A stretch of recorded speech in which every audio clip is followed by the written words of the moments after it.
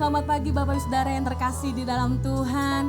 Kembali lagi bersama-sama kita memuji Tuhan, menyembah Tuhan. Mari bersama dengan keluarga kita memuji Tuhan, kita sambut Sang Raja. Sebelumnya kita berdoa di dalam Tuhan. Haleluya.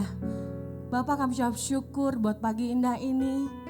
Kalau boleh kami ada di tempat ini itu semua karena kasih anugerah-Mu. Terima kasih Tuhan buat setiap harinya yang Kau berikan bagi kami. Kami percaya itu adalah rencana-Mu yang indah bagi kami Tuhan. Biarlah pagi ini Tuhan bersama dengan keluarga, kami mau memuji-Mu, kami mau menyembah-Mu lebih lagi ya Bapa. Jamah setiap kami Tuhan Yesus, ketuk pintu hati kami ya Bapa, agar kami siap diperbaharui setiap harinya Bapa. Terima kasih Tuhan, kami siap memuji-Mu, kami siap menyembah-Mu, hanya di dalam nama-Mu Tuhan Yesus kami berdoa. Amin. Haleluya, mari bersama-sama kita memuji Tuhan.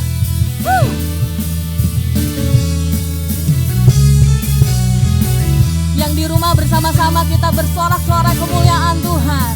Katakan, berkuasa di bumi di surga, bertata dalam kemuliaan. Dialah Tuhan Allah kita, namanya berkuasa, pembebas umatnya. Betapa hebat, betapa kuat, dahsyatnya Allah kita. Dia berjaya atas semua perbuatannya. Betapa hebat, betapa kuat, dahsyatnya Allah kita. Dia ternama Yesus Raja segala raja, Tuhan Allah kita. Mari bersama-sama katakan, berkuasa di bumi di surga, bertata dalam kemuliaan. Dialah Tuhan Allah kita, namanya berkuasa, pembebas umatnya. Betapa hebat, betapa kuat, dahsyatnya Allah kita. Dia berjaya atas semua perbuatannya. Betapa hebat, betapa hebat, betapa kuat, dahsyatnya Allah kita. Dia ternama Yesus Raja segala raja, Tuhan Allah kita. Haleluya. Mari saudara yang di rumah kita bertepuk tangan buat Tuhan.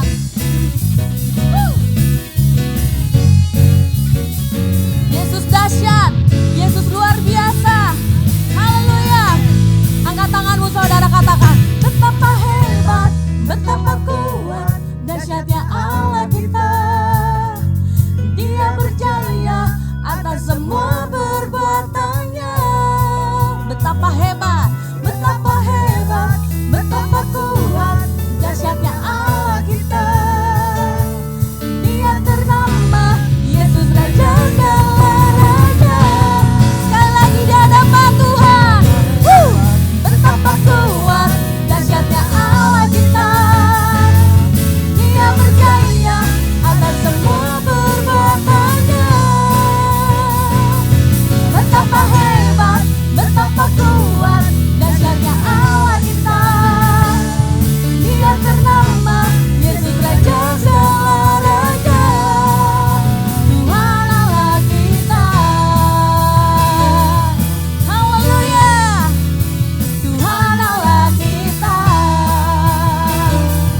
Katakan, Tuhan Allah kita, Tuhan Allah kita. Haleluya. Kemuliaan hanya bagi Yesus Kristus Allah kita yang hebat. Haleluya. Mari bersama-sama kita akan mendengarkan Voice of Pentecost.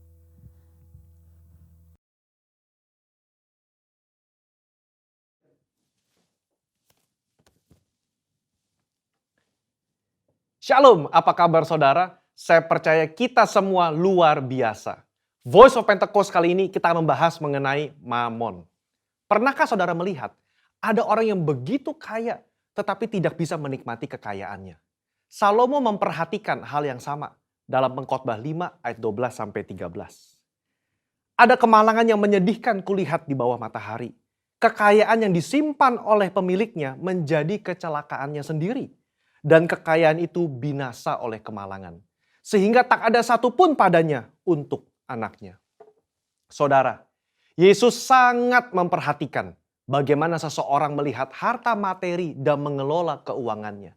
16 dari 38 perumpamaan yang Yesus berikan berbicara mengenai mengelola harta benda dan keuangan. Nah, kita mau melihat salah satu percakapan Yesus dengan seorang pemuda yang kaya mengenai integritas di dalam mengelola harta benda. Dalam Matius 19 ayat 16 sampai 26, tercatat tentang seorang muda yang kaya raya dan bertanya kepada Yesus cara untuk memiliki hidup yang kekal. Saya yakin saudara pernah dengar cerita ini. Dari percakapan Yesus dan anak muda ini ada 3 hal yang dapat kita pelajari. Yang pertama, kehidupan kekal hanya ada di dalam Yesus. Pemuda ini datang dan bertanya, apa yang harus kuperbuat untuk memperoleh hidup yang kekal? Hari ini kita percaya bahwa tidak ada satu perbuatan pun yang dapat membayar jalan menuju ke surga selain percaya kepada Yesus.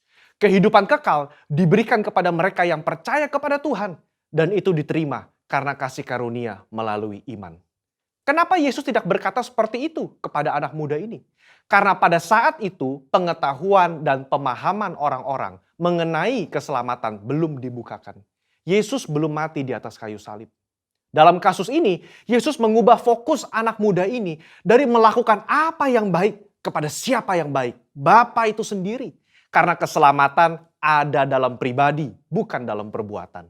Yesus meminta dia untuk menaati segala perintah dari Allah yang baik itu. Kenapa? Karena kepercayaan yang sejati akan melahirkan gaya hidup yang menaati firman-firmannya. Hari ini, setiap kita diperhadapkan dengan pilihan.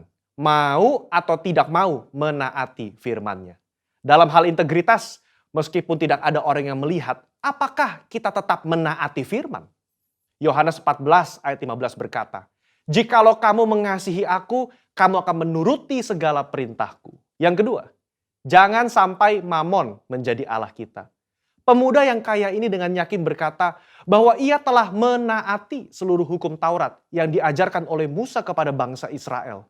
Jangan heran saudara, memang salah satu kebanggaan orang Farisi adalah mereka berusaha sungguh-sungguh menaati hukum ini sesempurna mungkin. Rasul Paulus saja pernah berkata dalam Filipi 3 ayat yang ke-6, tentang kebenaran dalam menaati hukum Taurat, aku tidak bercacat. Kok bisa? Ya, secara eksternal mungkin bisa ditaati sempurna. Tapi dalam hati siapa yang tahu? Di sini Yesus menaikkan derajat hukum ke standar yang sejati. Hukum tidak hanya mengatur soal perbuatan, tapi menyangkut hati dan pikiran. Anak muda ini begitu yakin telah menaati hukum Taurat, tetapi dia lupa soal hatinya yang terpikat dengan uang. Dia begitu sedih karena hartanya banyak dan hatinya terpaut pada keinginan untuk menjadi kaya, melebihi kasihnya kepada Allah dan kepada saudara-saudaranya. Di situ Yesus menunjukkan masih ada yang kurang dalam dirinya dalam menaati hukum.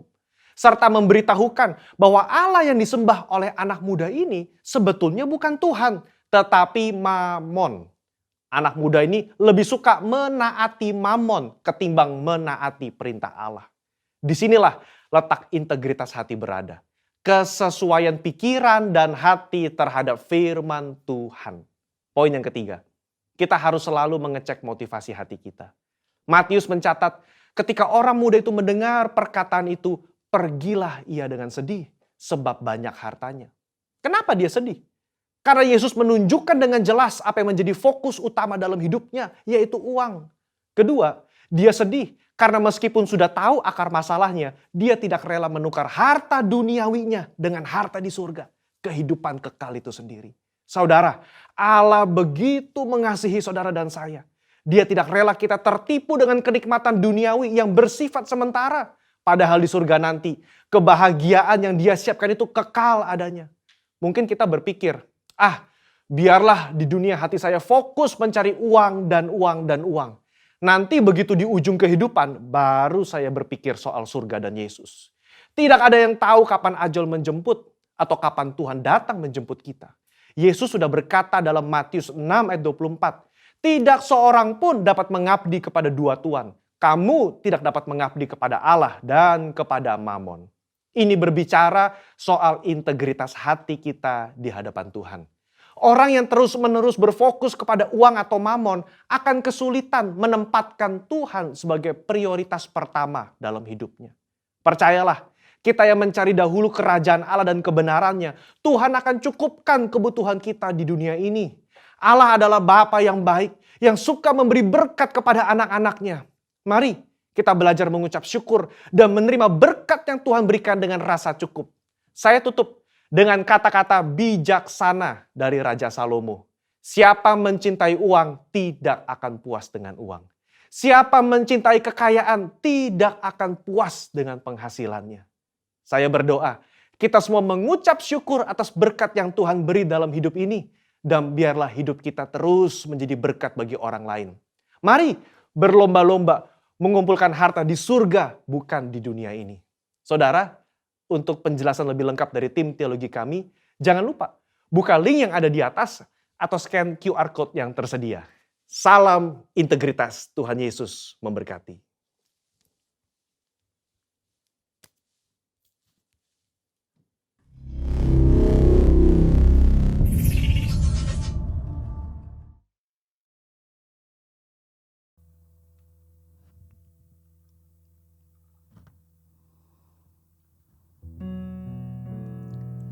Terima kasih Tuhan.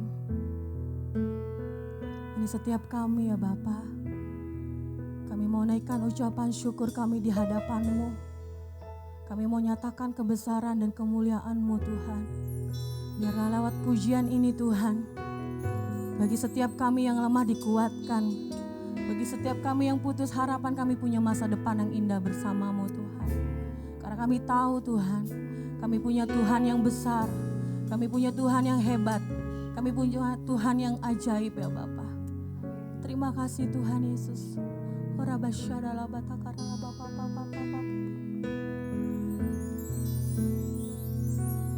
Kau Tuhan yang selamatkanku. Terima kasih Yesus. Kau Tuhan yang pulihkanku, terima kasih. Amin.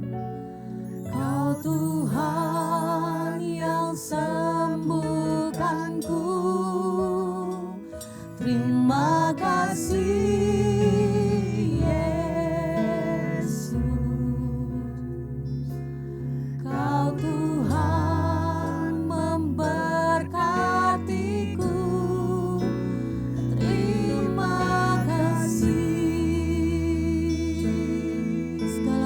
Hormat bagimu Tuhan. Segala pujian dan syukur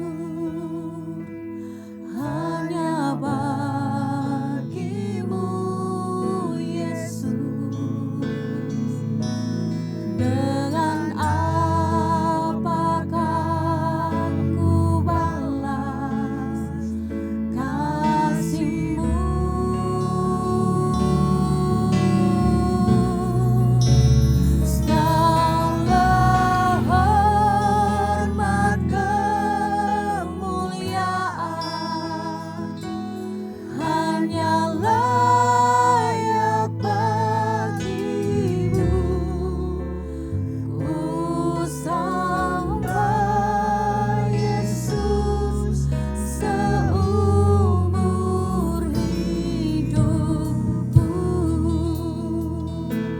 Saudara, nyatakan pujian ini dari hatimu. Katakan, Kau Tuhan, Kau Tuhan yang selamatkanku. Terima kasih Yesus. Ini kami Tuhan, Kau Tuhan yang pulihkanku. Terima kasih. Engkau Tuhan yang sembuhkan setiap kami Bapa. Kau Tuhan yang sembuhkanku. Terima kasih ya Tuhan. Kau Tuhan memberkatiku. Terima kasih segala pujian.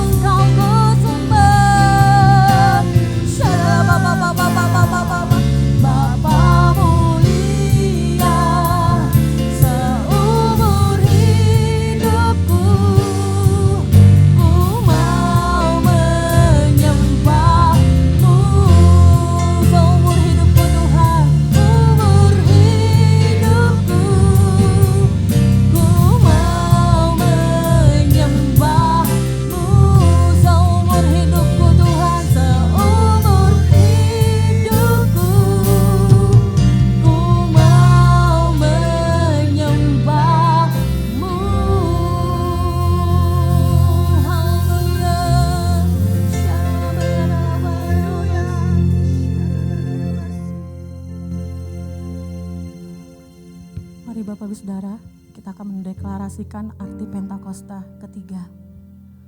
Arti Pentakosta ketiga. 1. Pentakosta ketiga adalah pencurahan Roh Kudus yang dahsyat di zaman ini melebihi yang terjadi di Azusa Street. 2. Pentakosta ketiga akan mengakibatkan penuaian jiwa yang terbesar dan yang terakhir sebelum Tuhan Yesus datang kembali. 3. Pentakosta ketiga akan membangkitkan generasi Yeremia, yaitu anak-anak muda yang dipenuhi Roh Kudus, cinta mati-matian kepada Tuhan Yesus, tidak kompromi terhadap dosa, dan akan bergerak untuk memenangkan jiwa. 4. Pentakosta ketiga lahir di Indonesia dan bergerak ke bangsa-bangsa. Gerakan ini dari timur ke barat dan akan kembali ke Yerusalem.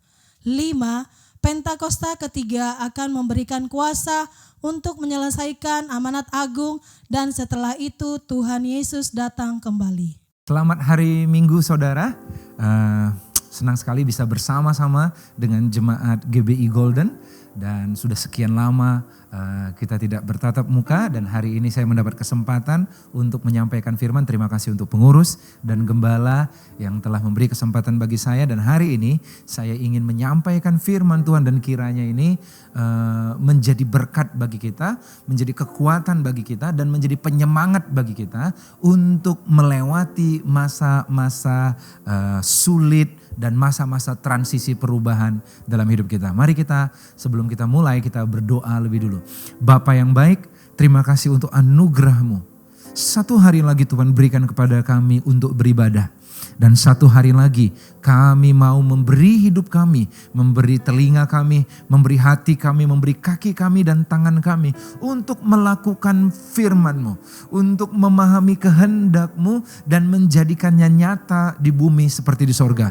Urapi hamba-Mu yang tidak bisa apa-apa tanpa Engkau, hamba-Mu butuh anugerah-Mu. Biar firman ini jauh melebihi perkataan manusia, tetapi ada urapan kuasa Roh Kudus yang mengubahkan di saat firman disampaikan. Di dalam nama Tuhan Yesus Kristus kami sambut firman-Mu. Haleluya.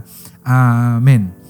Saudara, kita sama-sama mengalami yang namanya pandemi. Pandemi ini bukan hanya terjadi bagi orang yang gak kenal Tuhan. Semua orang seluruh dunia mengalami kenal Tuhan, gak kenal Tuhan, hidup kudus, gak hidup kudus. Apapun yang terjadi kita alami sama-sama. Dan satu yang lucu, tahun lalu gereja kami itu punya tema level up, yaitu naik level. Dan baru saja di launching bulan Januarinya, bulan Maretnya tahun lalu 2020, pandemi terjadi.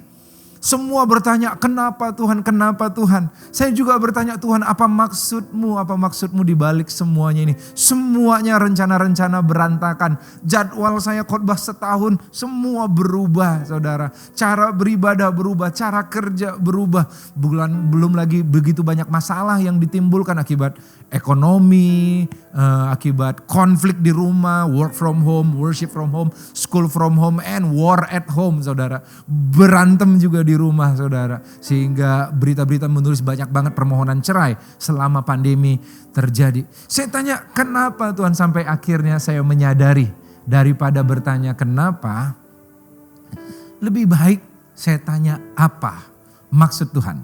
Nah tahu gak saudara, maksud Tuhan semuanya. Lalu Tuhan ingatkan, temamu tahun lalu adalah level up, naik kelas, naik level. Untuk naik level selalu ada apa saudara? Ya tidak mungkin naik kelas atau naik level tanpa ada ujian, tanpa ada tes saudara. Semuanya mengalami dan setiap kali tes dijalankan ada kemuliaan yang mengikuti. Firman Tuhan katakan waktu Yesus ngelewatin tes Getsemani, penyerahan hak mati di atas kayu salib, selalu ada kemuliaan. Filipi 2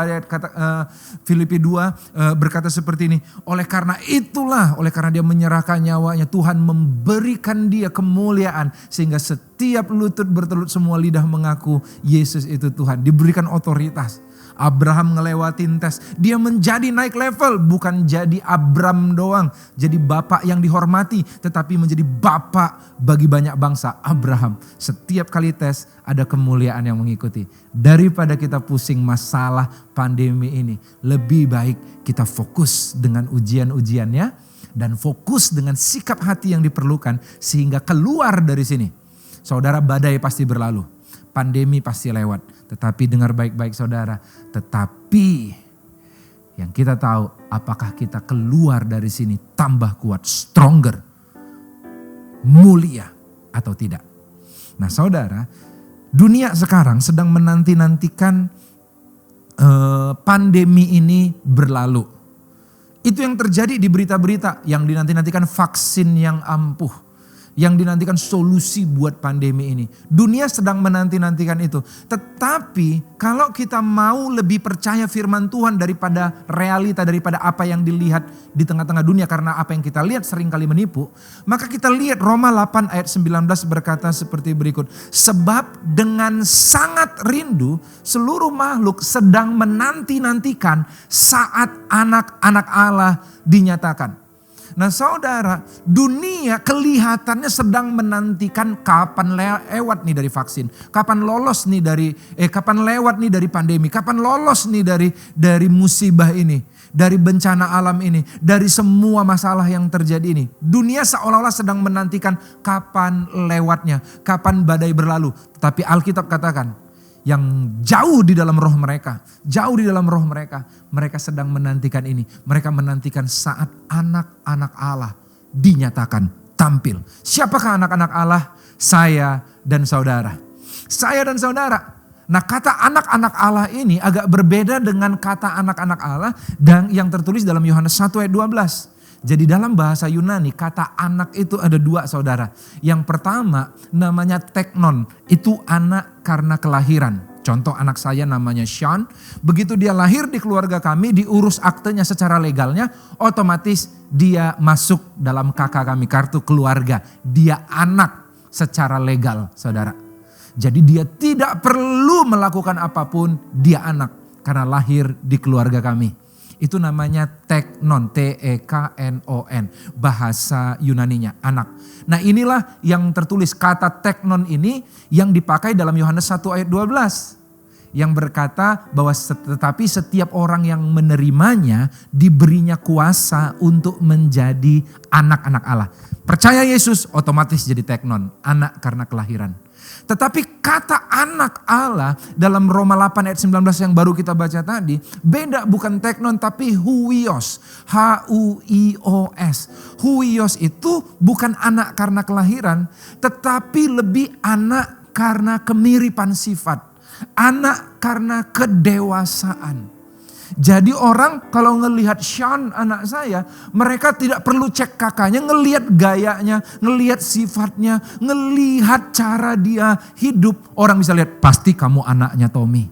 Nah perhatikan saudara, anak Tuhan yang teknon atau yang huios, anak karena kelahiran atau anak karena sifat-sifat. Nah untuk jadi anak yang punya sifat-sifat Bapa, itu namanya anak yang dewasa, maka kita harus naik level dari anak kecil jadi anak dewasa. Dan kalau kita naik level, berkatnya beda.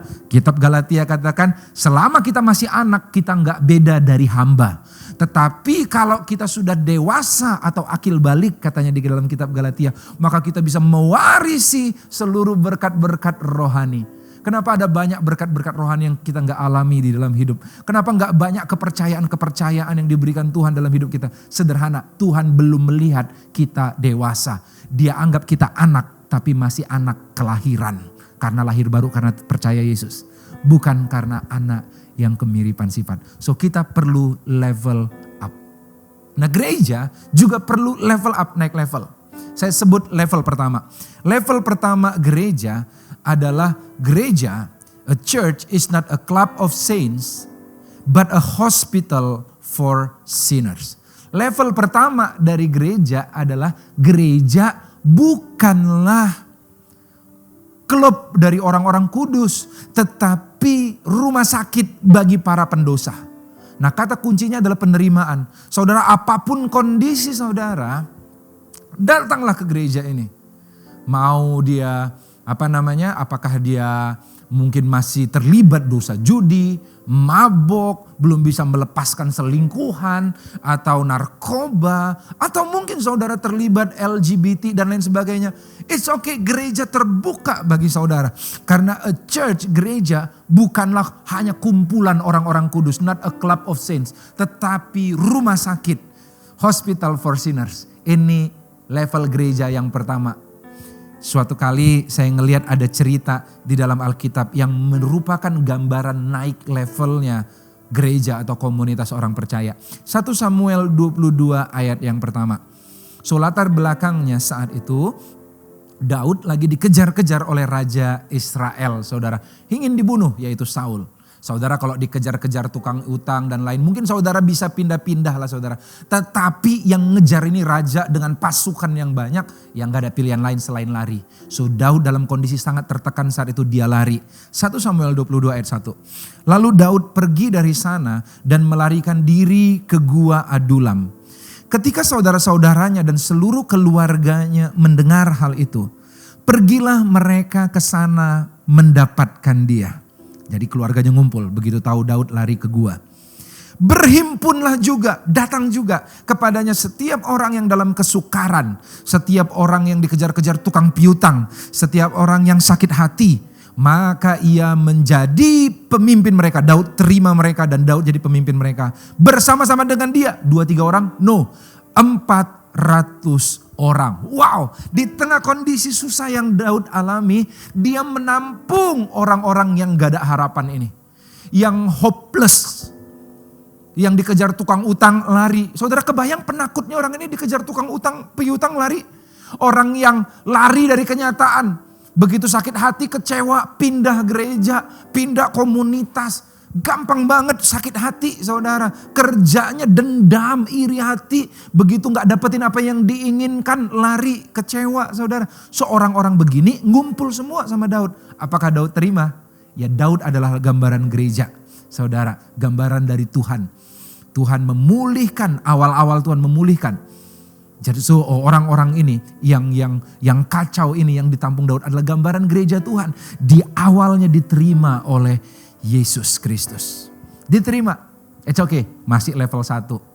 So apapun kondisi saudara, separah apapun, jangan lari.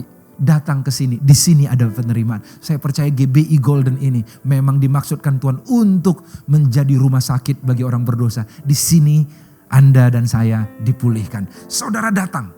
Tetapi saudara, jangan puas hanya diterima-terima. Setelah 10 tahun, 20 tahun, masih begitu. Gak disalamin asyir, ngambek.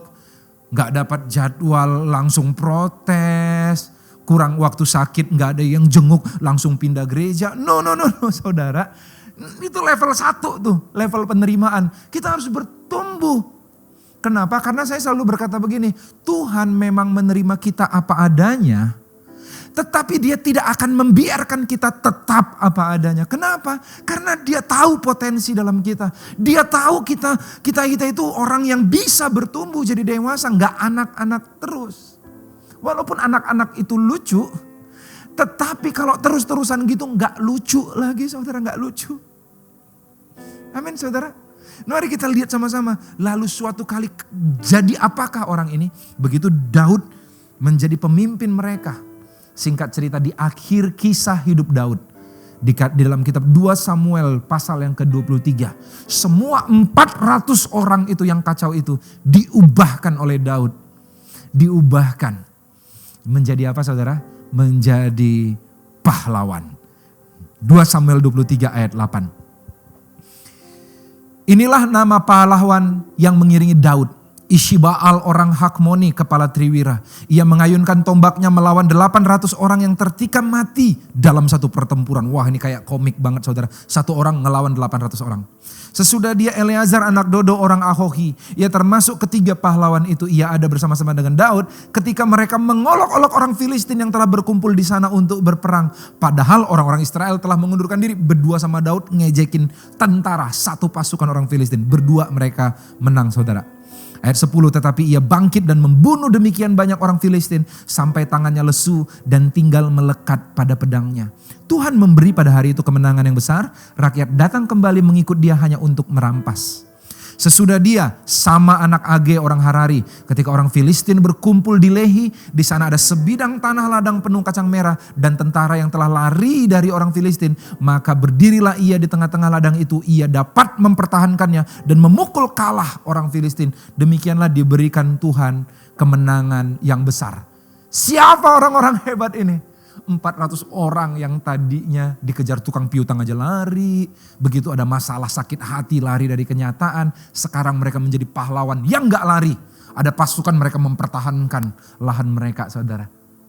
Ini yang namanya level kedua. A church is not only a hospital for sinners, but also a training ground for soldiers.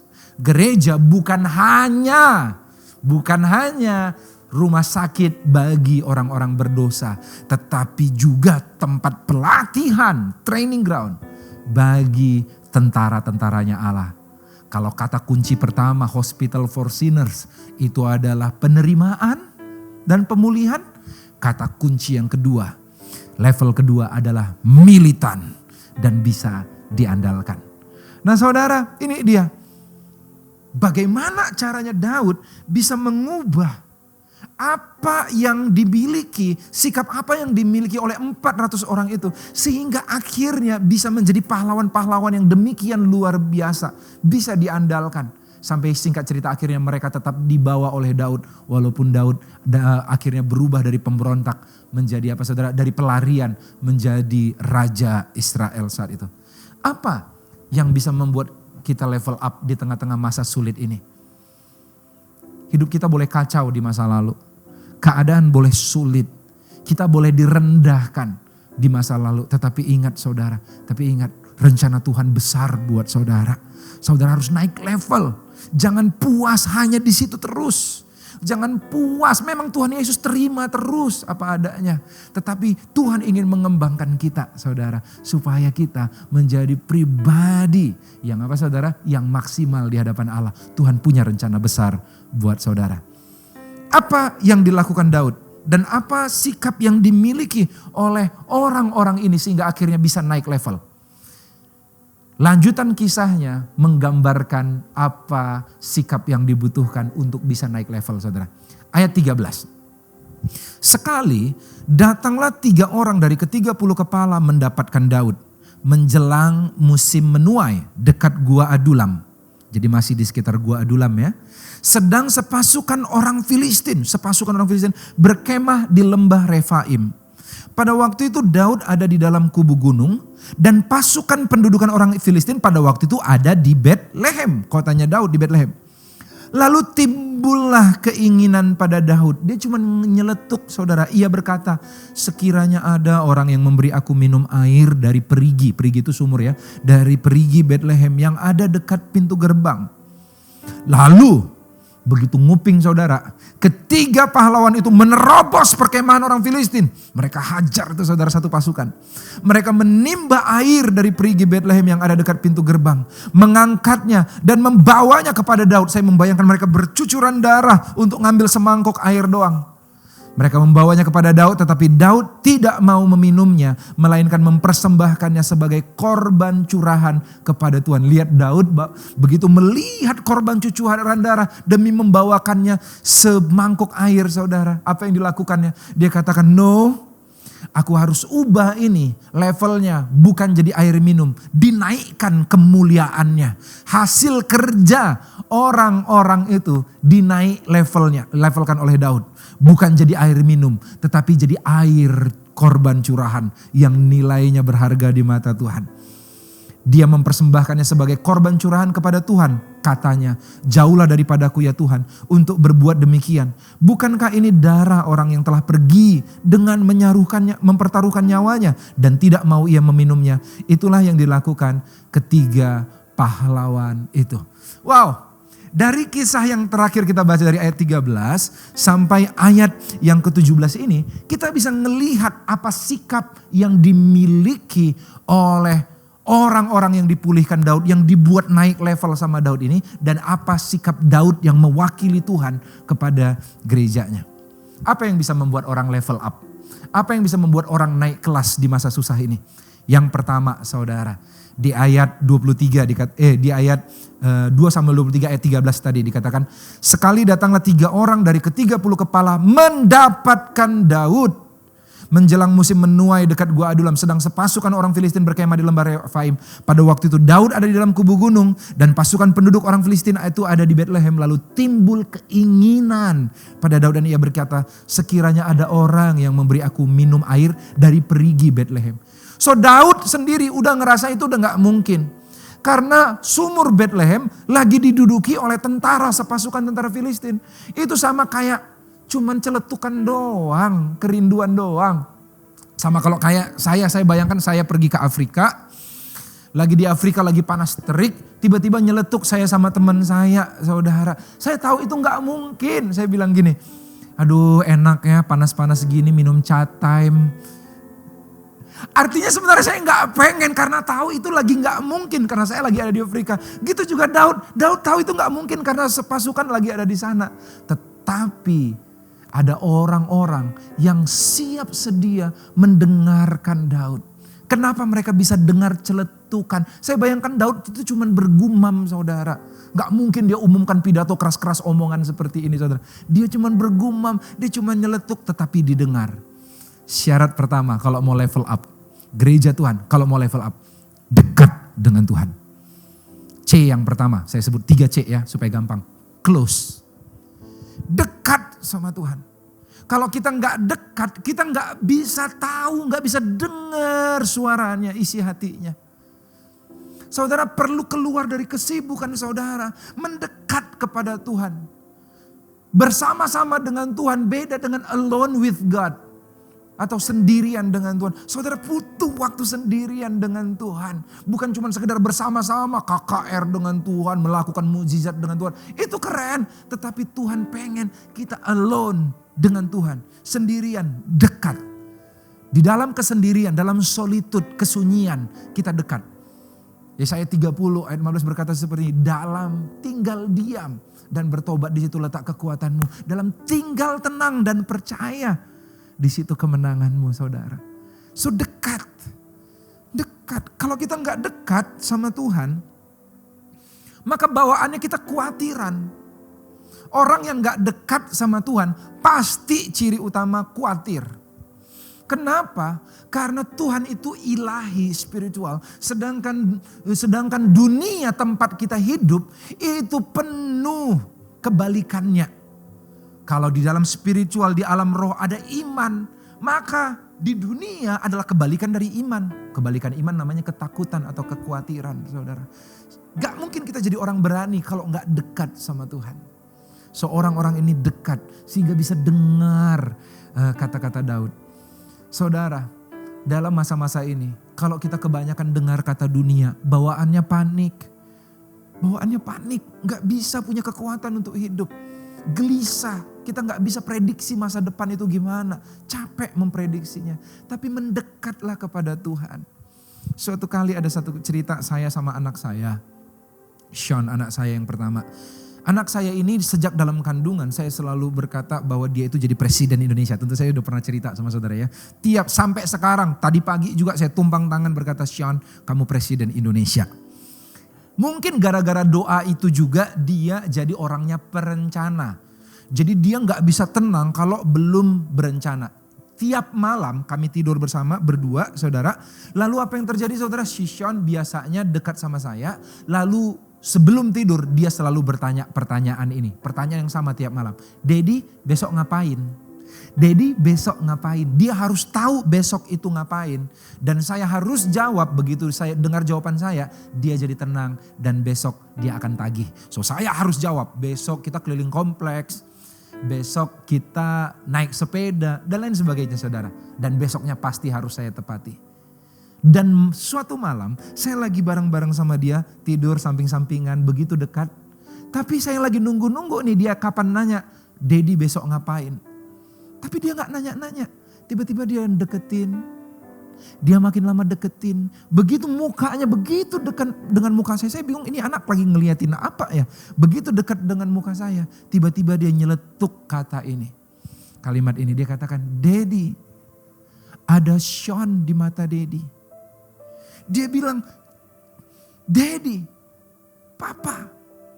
Dia katakan, ada Sean di mata Daddy. Dia ngelihat cerminan wajah saya.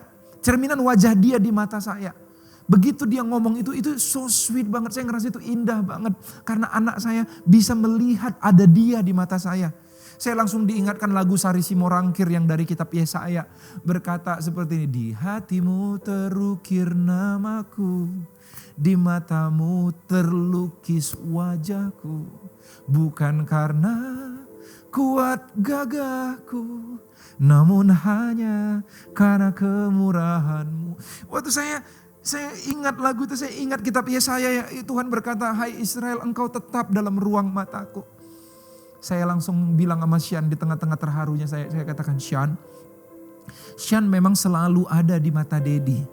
Tapi tahu gak kenapa baru kali ini Sean sadar, saya tahu bahwa Sean ada di mata Daddy. Kenapa Daddy? Karena baru kali ini Sean sedekat ini dengan Daddy. Begitu mendengar kata-kata itu, bahwa Sean selalu ada di mata Daddy. Tahu gak apa yang terjadi saudara? Dia tiba-tiba tersenyum, ini manis banget nih anak. Dia senyum, lalu tutup mata, tidur. Dari sejak saat itu sampai sekarang, belum pernah lagi dia nanya, Daddy besok ngapain? Karena dia tahu Daddy-nya, papanya, bapaknya memikirkan yang terbaik. Saudara, kenapa engkau gelisah? Engkau gak bisa prediksi hari esok karena engkau gak begitu mendekat kepada Tuhan. Begitu kau mendekat kepada Tuhan, hatimu akan sadar bahwa engkau ada di matanya. Engkau ada di pikirannya, engkau ada di dalam rencananya. Dia gak pernah meninggalkan engkau. Dia rancang engkau dengan indah. Dia siapkan jalan-jalan yang terbaik dan bahkan siapkan tangannya untuk nopang engkau di saat engkau jatuh. Dan bahkan dia siapkan punggungnya untuk gendong engkau di saat engkau gak mampu berjalan. Dia dekat. Dia ada, engkau ada di matanya. C yang pertama kalau mau level up, close, dekat. Yang kedua, C kedua, kalau mau kita level up. Pertama mendekat kepada Tuhan, supaya kita bisa naik kelas nih di masa musim pandemi ini. Yang kedua adalah C yang kedua, committed atau terikat. Kalau tadi dekat, sekarang terikat. Jadi ini 3C atau 3at. Terikat, committed. Ayat 16, begitu mendengar kisah Daud, kerinduan Daud. Lalu ketiga pahlawan itu menerobos perkemahan orang Filistin. Mereka menimba air dari perigi Betlehem yang ada dekat pintu gerbang, mengangkatnya dan membawanya kepada Daud. Mereka komit, mereka berpendapat setiap kerinduan hati Daud adalah perintah bagi kami. Apapun kerinduan hati Tuhan, itu adalah kewajiban, adalah tanggung jawab bagi kami. Itu harusnya gereja Tuhan yang mau naik level. Enggak hitung-hitungan sama Tuhan. Apapun kerinduan hati Tuhan, jalankan. Kenapa? Karena kita komitmen. Kenapa mereka bisa komitmen seperti itu? Pertanyaan tentu saja. Ternyata mereka punya, saya percaya ini. Karena mereka merasa berhutang budi kepada Daud. Mereka tahu dulu mereka adalah sampah. Mereka enggak ada apa-apanya. Mereka orang buangan. Tetapi Daud jadikan mereka pahlawan. Mereka berhutang.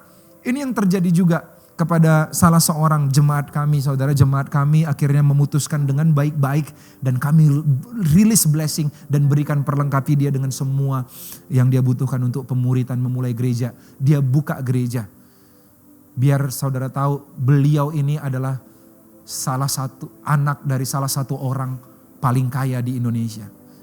Benar-benar si tante ini bersih banget, higienis. Saya pernah bareng-bareng sama dia. Apa yang saya anggap cukup bersih aja, dia anggap masih kotor. Saudara, beliau harum, habis itu bersih. Dan tahu gak apa yang terjadi saudara? Dia memutuskan untuk membuka gereja. Bukanya di mana? Bukan di perkotaan besar walaupun dia punya duit yang berlimpah. Dia bukanya di tempat pembuangan akhir saudara. Di dekat daerah tempat pembuangan akhir TPA saudara. Bagi orang-orang yang miskin dan banyak pemulung di situ. Dia buka gereja, suatu kali saya diundang. Begitu saya diundang, saya datang ke sana, saya khotbah. Waktu pujian penyembahan saya ngerasa ada keringat karena yang datang orang-orang yang sederhana. Walaupun tempat itu sangat bagus dan sudah AC-nya dingin saudara, tetapi masih tercium aroma. Mungkin karena mereka adalah orang-orang yang begitu sederhana saudara. Dan begitu selesai ibadah, saya diajak oleh si tante dan katakan, Tommy yuk kita salamin. Kami turun ibadah di lantai 2, kami turun ke lantai 1, di lantai 1 kami salamin. Saya nyalem saudara, saya masih bisa cium aromanya dan saya pikir si tante ini gak kuat nih pasti nih. Karena dia orangnya resik banget, higienis banget, bersih banget. Tetapi ternyata apa saudara, saya kaget begitu ngelihat beliau. Dia salamin orang dan bukan hanya salam biasa kayak saya. Setiap perempuan yang ada dia peluk. Keringatnya bercampur. Dia peluk mereka satu-satu. Dia peluk. Saya tahu si tante ini gimana. Dan saya katakan, saya terdiam sambil nyalamin. Saya terkaget, tercengang ngelihat pemandangan itu. Begitu selesai nyalamin orang, tanpa sadar air mata saya menetes melihat si tante ini. Lalu kami masuk ke dalam sebuah ruangan. Lalu tanpa basa-basi saya nanya, Tante, kenapa tante begini sekarang? Kenapa dia bisa sebegitunya sayang sama orang sampai peluk orang seperti itu, saudara? Dan dia gak tahan, dia berkaca-kaca, dia nangis juga. Dia katakan begini sama saya, Tommy, satu kalimat yang benar-benar saya ingat sampai sekarang. Dia katakan, Tommy, saya hutang banyak sama Tuhan. Saudara, kalau saudara gak pernah merasa berhutang sama Tuhan, bahwa Tuhan telah tebus saudara dari hidup yang fana, menjadikan saudara anak, diberikan masa depan. Saudara ada sebagaimana saudara ada sekarang semata-mata karena kasih karunia. Kalau saudara gak pernah berasa berhutang sama dia, saudara gak akan pernah bisa komitmen kepada kehendak-kehendaknya. Kenapa orang-orang ini, orang-orangnya Daud itu begitu komitmen, terikat, kerinduan doang dijadikan kewajiban sama mereka. Kenapa? Karena mereka berasa berhutang. Seumur hidup saya adalah orang yang berhutang kepada Tuhan. Dan seumur hidup saya gak akan pernah bisa balas. Kecuali cuma satu. Saya mengabdikan diri. Komit kepada Tuhan. Kalau saudara punya sikap yang kedua ini komit. Saudara akan naik level. Tuhan akan bawa saudara tanpa batas. Naik level dalam segala kehidupan. C yang ketiga saudara. Yang pertama tadi apa? Close, dekat. Yang kedua committed, terikat. Yang ketiga saya sebut courageous. Atau nekat lebih tepatnya. Lebih orang kalau terjemahannya berani, tapi saya mau pakai kata nekat. So 3 dekat, terikat, nekat. 3C, apa itu saudara? Close, committed, courageous. Ayat 17, katanya, jauhlah daripadaku ya Tuhan untuk berbuat demikian. Bukankah ini darah orang-orang yang telah pergi dengan mempertaruhkan nyawanya. Dan Daud tidak mau meminumnya. Itulah yang dilakukan ketiga pahlawan itu. Kenapa orang bisa berani? Nekat kayak gitu. Apapun yang dilakukan yang gak mikir saudara. Apa yang membuat ada orang-orang di sana yang hidupnya udah enak tetapi tinggalkan pekerjaannya jadi hamba Tuhan. Apa yang membuat orang yang sebenarnya kalau dia gak ikut firman Tuhan dia bisa untung gede, cuan gede bisnisnya. Tetapi karena dia gak mau kompromiin imannya, dia terpaksa kehilangan untung besar. Dia rela rugi tetapi demi menyenangkan Tuhan. Apa yang membuat mereka nekat kayak gitu? Sederhana saudara. Ada yang luar biasa. Firman Tuhan katakan seperti ini. Perfect love cast out fears. Kasih yang sempurna melenyapkan ketakutan. Kenapa mereka gak punya rasa takut lagi? Nekat saudara ngelakuin apapun untuk Tuhan. Berani mengerjakan firman Tuhan apapun harga yang harus dibayar. Karena mereka telah mendapatkan kasih dari Tuhan.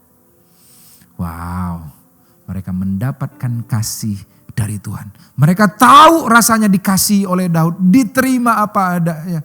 Daud gak pernah ngambil keuntungan dari mereka. Daud bahkan waktu mereka mempersembahkan sesuatu, Daud angkat itu gunakan untuk keuntungan mereka. Yaitu ini korban persembahan dari anak-anakmu. Dia sampaikan kepada Tuhan persembahan mereka. Wow, saya akan tutup dengan satu cerita ini saudara. Kasih yang kita alami dari Tuhan akan membuat kita jadi pribadi yang berani. Beberapa waktu yang lalu kami misi ke Tondano. Di sana ada asrama Papua yang isinya 1.000 orang Papua yang terdiri dari 66 kabupaten dengan asrama yang berbeda-beda. Dan kami mendapat kesempatan untuk memuridkan orang-orang di dalamnya, saudara. Dalam satu ikatan mahasiswa Indonesia Papua IMIPA, saudara. Dari beberapa mereka, salah satu yang menonjol adalah 2 adik rohani saya ini. Saudara lihat di gambar saudara di layar. Di situ ada yang namanya adalah pertama Miller Murumere. Yang kedua Edi Weya. Yang satu lagi temannya yang paling kiri adalah namanya Enos Lambe, saudara. 2 adik rohani saya ini kami didik, kami ajarin dasar kekristenan. Kami datang ke sana dan akhirnya mereka menerima Yesus Kristus, belajar dasar kekristenan. Dan akhirnya jadi pribadi yang militan. Mereka jadi pemimpin bagi teman-temannya yang lain, saudara. Bahkan kami pernah bawa ke Jakarta untuk menyaksikan kasih Tuhan di dalam hidup mereka, saudara.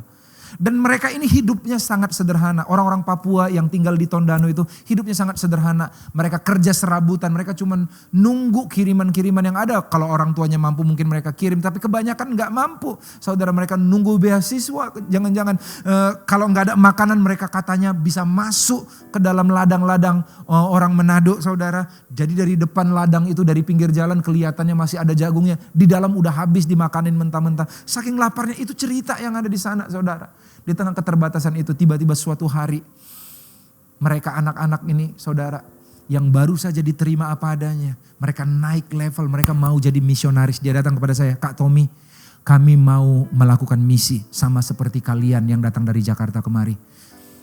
Misinya apa? Kami mau pergi ke suku yang belum tersentuh di Papua. Suku apa itu? Namanya suku Korowai. Kalau saudara tahu, suku Korowai adalah suku yang belum terjamah, saudara. Orang-orangnya masih kanibal, terkenal kanibal di sana dan terkenal di seluruh dunia oleh arsitektur karena rumahnya itu dibentuk di rumah tinggi karena masih banyak binatang buas di sana. Gimana caranya? Saya kira mereka mau mungkin butuh uang, butuh dana karena susah dari Manado ke sana, saudara. Lalu mereka bilang, kami mau raising fund, kami cuma minta doakan kami, Kak Tommy. Kami ingin memberitakan Injil Tuhan di sana. Saya ngelihat nekat banget dia ini orang. Gak tahu apa taruhan nyawanya, ada orang kanibal di sana, dipanah, bahaya. Tapi akhirnya mereka nekat, mereka jalanin, saudara, kumpulkan raising fund. Mereka naik kapal berhari-hari lamanya, mungkin berminggu-minggu lamanya, saudara. Begitu nyampe di sana, saudara, sampai di Papua, mereka lanjutkan dengan naik kano. Jalan naik kano, saudara, jalan darat, saudara. Dan mereka, puji Tuhan, mereka mendapatkan seorang guide dari yang tahu daerah itu, saudara. Dan tahu gak, sampai di sana mereka memberitakan Injil.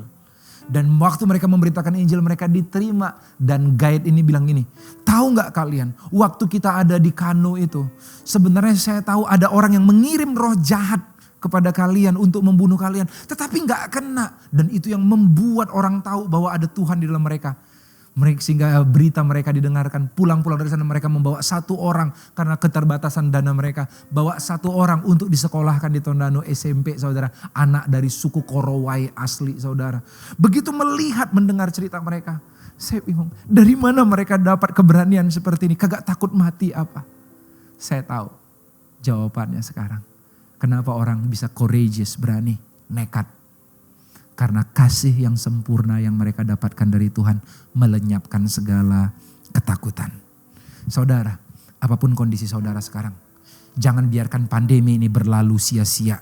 Gak dapat apa-apa, gak bertumbuh apa-apa. Cuman sekedar lewat aja, lolos doang, saudara, dari pandemi ini yang udah 1 tahun lebih ini. Saya mau katakan, ayo close, mendekat kepada Tuhan.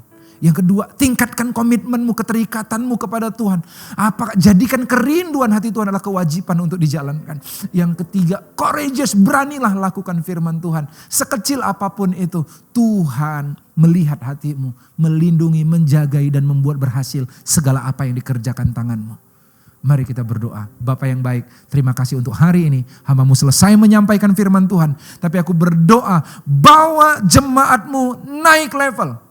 Jemaat yang dikasihi Tuhan, kalau engkau saat ini menonton acara ini, saat ini engkau sedang beribadah bersama-sama dan engkau tahu selama ini engkau berdiam diri takut mau ngapa-ngapain. Engkau belum mendapatkan hikmat apa-apa. Engkau ngerasakan imanmu belum bertumbuh apa-apa sepanjang pandemi ini. Hari ini saya mau katakan firman Tuhan buat engkau. Engkau harus naik level. Engkau harus naikkan levelmu. Dekat dengan Tuhan. Terikat dengan Dia. Dan lakukan sesuatu walaupun orang bilang itu nekat. Close, committed, courageous. Kalau engkau mau letakkan tangan kananmu di dadamu. Tuhan, aku berdoa buat mereka yang meletakkan tangan kanannya di dada mereka. Berikan kekuatan.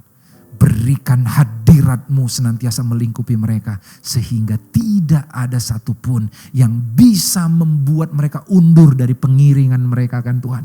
Mereka maju terus dan melihat kuasa demi kuasa, otoritas demi otoritas. Dan mereka diubah Tuhan dari orang yang biasanya lari-lari minta diterima.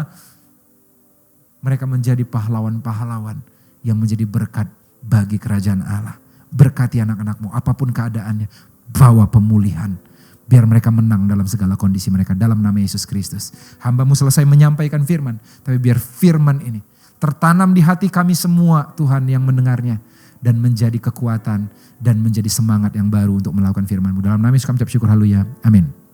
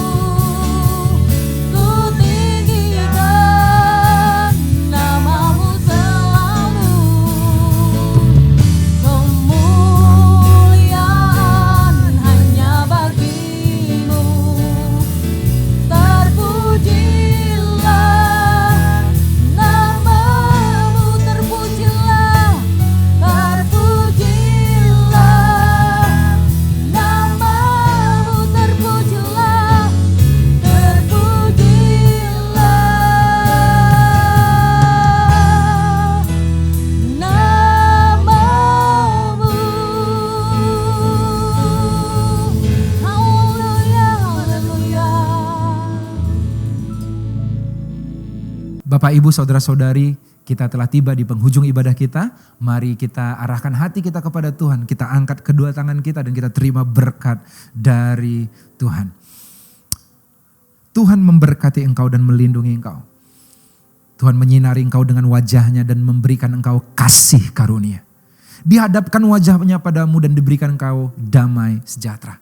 Terimalah berkat ini dan aminkan. Diberkatilah engkau dalam keluargamu. Diberkatilah engkau dalam kehidupanmu. Diberkatilah engkau dalam pekerjaanmu. Diberkatilah engkau dalam hubunganmu. Diberkatilah apapun yang dikerjakan tanganmu. Tuhan membuat engkau menjadi berhasil. Dan sekalipun bersatu jalan musuh mengejar engkau. Bertujuh jalan mereka lari daripadamu karena penyertaan dan pengurapan Tuhan yang kuat atas engkau. Terimalah berkat ini dalam nama Bapa dan Putra dan Roh Kudus. Semua yang percaya katakan amin.